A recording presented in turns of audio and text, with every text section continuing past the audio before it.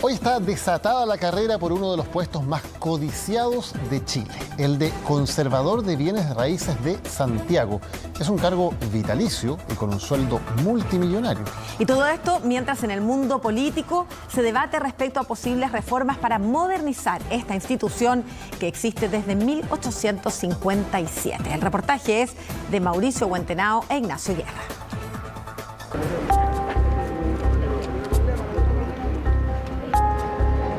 Vine a sacar una copia de vigencia de una propiedad.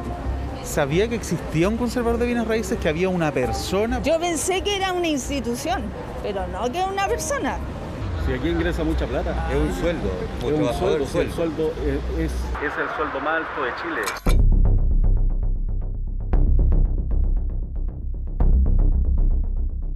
Actualmente en esta oficina, ubicada en pleno Santiago Centro, se encuentra el conservador de bienes raíces, una unidad que tiene bajo su jurisdicción a 26 comunas de la capital. Lo curioso es que, a diferencia de otras zonas de nuestro país, este ejercicio acá lo cumplen 3 personas. La polémica está en que uno de estos cupos está vacante, un cargo donde una persona podría llegar a ganar hasta 180 millones de pesos. Ningún presidente de la República le interesa hoy día, por decreto, con su firma, generar un nuevo rico, generar un privilegio de esta envergadura. ¿Usted es verdad que recibe los conservadores cerca de 100 millones de pesos mensuales? No es verdad. Imagínate que un tipo gane 180 millones de pesos por por tener solamente las escrituras. Más decepción todavía, mucha más decepción.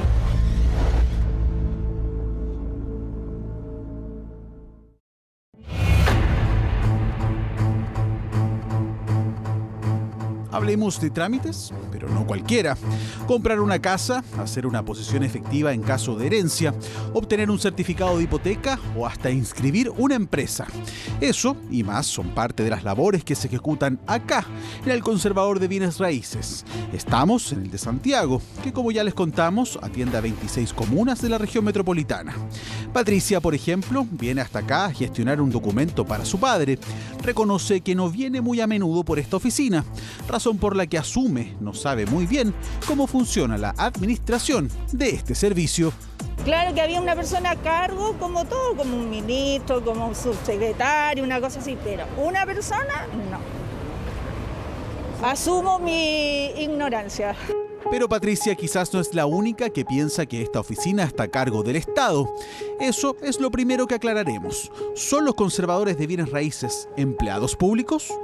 Son auxiliares de la Administración de Justicia y por lo tanto tienen una estructura dentro del Código Orgánico de Tribunales, están vinculados al Poder Judicial. El Poder Judicial es el que propone los nombres, el presidente de la República es el que finalmente designa. Están sujetos a fiscalización y control por parte de los tribunales de justicia, pero desde el punto de vista de su naturaleza son privados, ¿no? O sea, es una persona que, teniendo un nombramiento público, ejerce una función pública, pero como persona natural. Es decir, que cada conservador de nuestro país va a tributar como persona natural, conforme a los ingresos de su empresa, o sea, todo lo que recaude mensualmente el conservador de bienes raíces. Actualmente no está regulado cuánto deben ganar. Solo el decreto exento 588 del Ministerio de Justicia norma los aranceles máximos que pueden cobrar, aunque figura más bien como una referencia, dado los precios que muchas veces los usuarios nos informan. Según datos oficiales, en Chile ejercen cerca de 101 conservadores repartidos en las 15 regiones del territorio nacional. Mientras más extensa es su jurisdicción, más es su ganancia. El Conservador de Santiago tiene 500 trabajadores, que son las personas que trabajan en las distintas ocupaciones que tiene ahí. Todos ellos están actualmente dirigidos por los 2 conservadores oficiales. El primero es Camel Saquiel Saror, uno de los dueños de este edificio y encargado del registro de prohibiciones e interdicciones de enajenar. Seguido por Luis Maldonado Croqueviel, quien lleva el registro de propiedad y comercio. Y por último, hasta agosto del 2021, ejercía Edmundo Rojas García, conservador de hipotecas y gravámenes. Tras su muerte, asumió de manera interina el notario Francisco Leiva. A excepción de este último, los otros 2 conservadores oficiales pueden ejercer su cargo en forma vitalicia. Los conservadores han estado regulados siempre junto al Poder Judicial, entonces era una medida general que existía en el Código Orgánico de Tribunales, que así como los jueces no tenían extensión de edad, los conservadores y los notarios tampoco. Eso hasta mayo de 1995, fecha en que se limitó la edad máxima en que estos cargos pueden ser ejercidos. Así aparece la Ley 19.390. Los auxiliares de la Administración de Justicia permanecerán en sus cargos hasta cumplir los 75 años de edad. ¿Pero qué pasó con aquellos conservadores que ejercían el cargo antes de esa fecha? Se señaló que las personas que a esa fecha se encontraban sirviendo un cargo continuaban hasta que decidieran renunciar o fallecieran.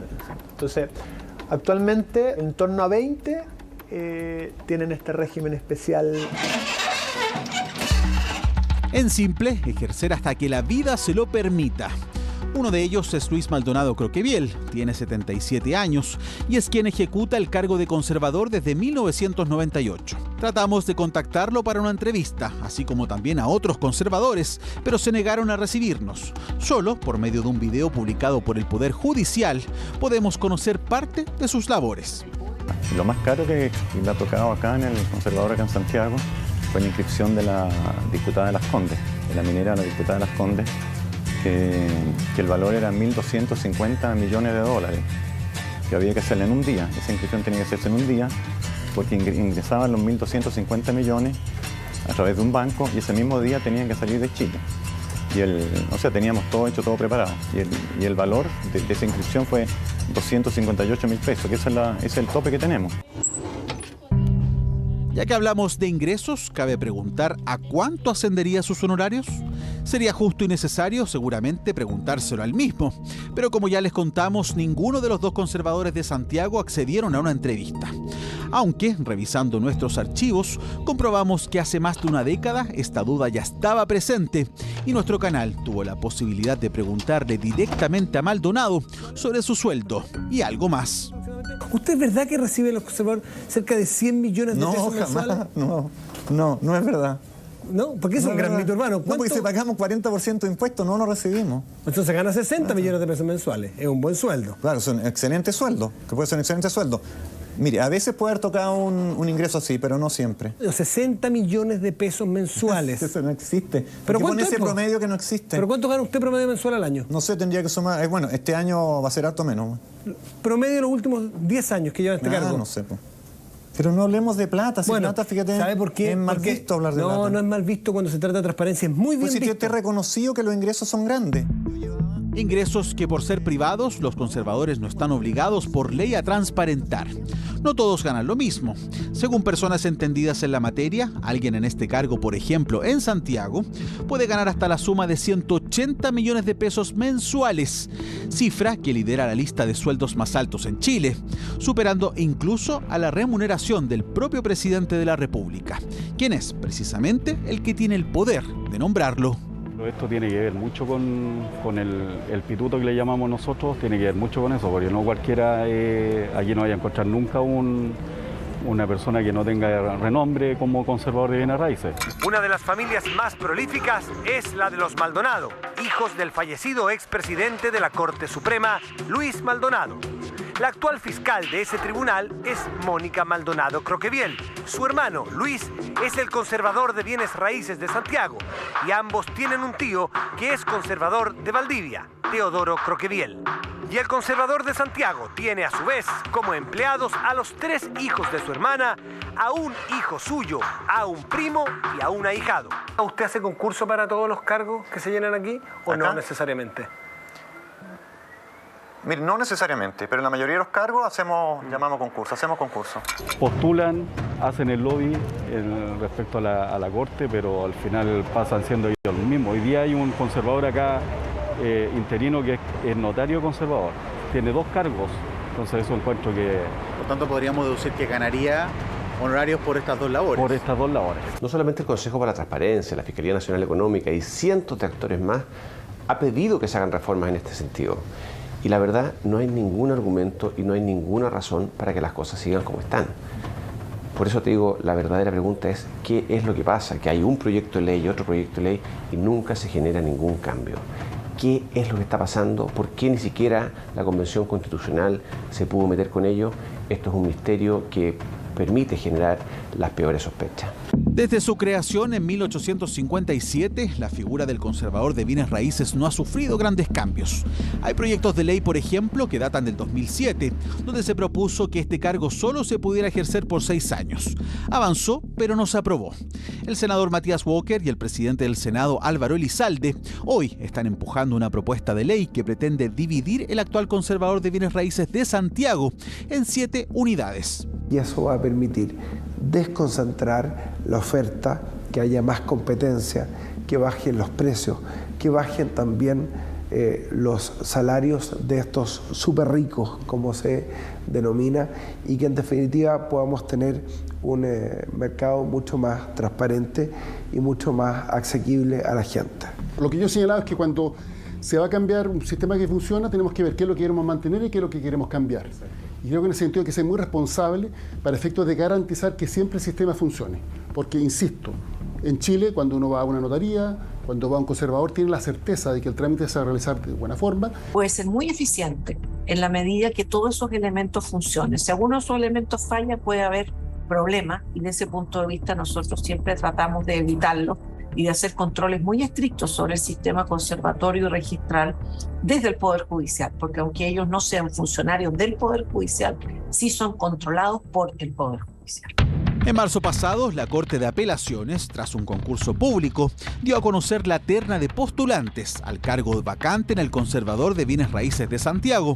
Uno es Carlos Miranda, actualmente notario y conservador de Minas Concepción. Obtuvo 15 votos. Le sigue Tomás Jarpa, conservador y archivero judicial de Copiapó, con 17 votos. Y por último, Camila Jorquera, conservadora y archivera judicial de Talca, la favorita, con 21 votos. Todos están a la espera de ser nombrados por el presidente Gabriel Boric. Es una empresa, en el fondo, ¿no es cierto?, unipersonal, que asume una función pública, pero él no opera con fondos públicos. Y en consecuencia, todo lo que tiene que solventar, lo tiene que solventar de acuerdo a los ingresos que tenga. Ingresos que aún así siguen siendo millonarios, razón por la que al menos el proyecto de ley que está en curso pretende bajar esa cifra, que sea repartida y así entregar un servicio más cercano a las necesidades de los millones de usuarios que día a día pagan por los distintos trámites en el conservador de bienes raíces.